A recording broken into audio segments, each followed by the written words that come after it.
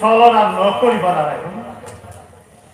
যি দৰে তুমি মোৰ পুত্ৰ পত্নী সহিত সুখৰ সংসাৰে কৰিলা সন্মান, সেইবাবে আমি তোমাক দিন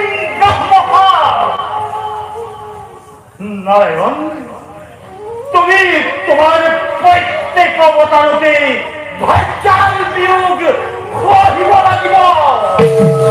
নিশ্চিত হব তুমি তোমাৰ